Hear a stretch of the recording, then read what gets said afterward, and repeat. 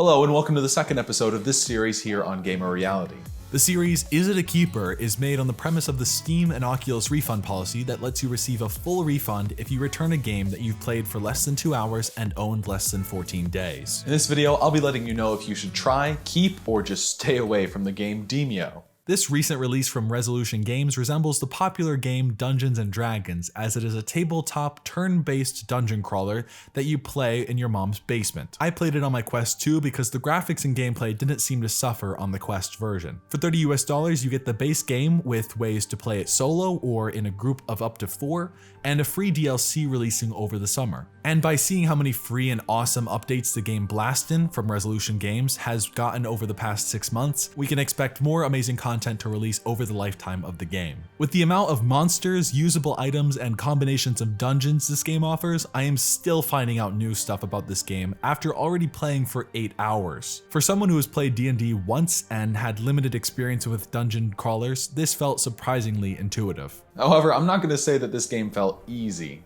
This game likes to throw a large group of enemies at you sometimes, and when I first opened the game to play a solo run, I didn't make it out of the first 3 dungeons. Now that you've got the rundown of the game, I actually want to take some time telling you some important details that you should know before owning it. I love that feeling in VR when you don't know what's possible in a new game you're playing. I had this experience playing Population 1 for the first time where I didn't know if it was open mic and if my enemies could hear me talking to myself. For Demeo, I was still figuring out how all the players interacted with the world and each other. I thought the miss roll on the dice, for example, would let you hit a wall and find a secret room on accident, but this is not how it works. When you miss, you can accidentally shoot another enemy or your friends. And while you can't hit someone with the archer who is in your line of fire, large effects can damage your own teammates. You'll see the board at different sizes throughout these videos, and that's because of how you move around the room. You can hold the grip button to pull yourself around the board, as well as use 2 hands to zoom in and out of the board, like in the game Brass Tactics Arena. The board isn't really randomly generated. There are a few preset floors that it swaps between, but you hardly notice when there are new enemy locations every time. And the few preset floors that they do have will probably grow in number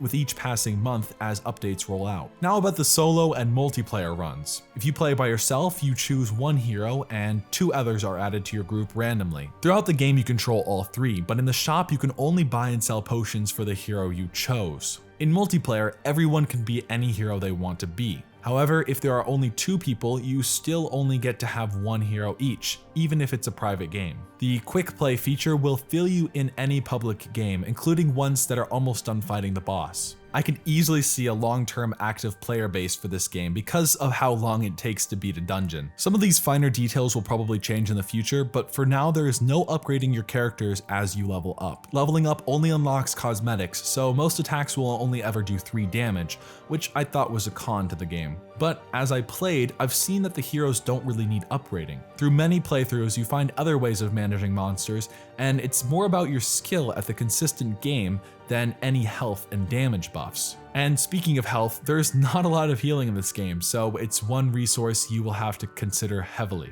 The only ways of healing are the healing potions, the Fountain of Youth in every floor that can only be used once, and a limited amount of rare spells. When you get knocked down too many times, you will be removed from the board as well.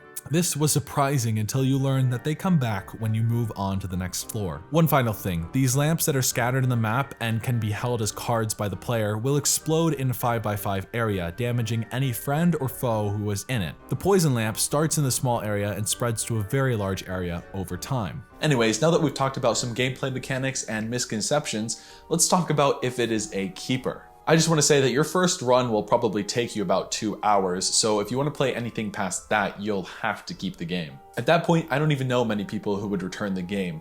It's so interesting and exciting to find out what's in each dark room at each new level you go into. The game's higher price tag is a little shocking at first, but with the amount of hours that you'll be playing this solo or with friends, it really is worth it. With this initial week of having it, I've kept wanting to go back because of the new challenges every level faces, but also the new attack methods that I can create to beat those challenges. I wouldn't say that this game is a highly recommended try because you will end up buying it and keeping it.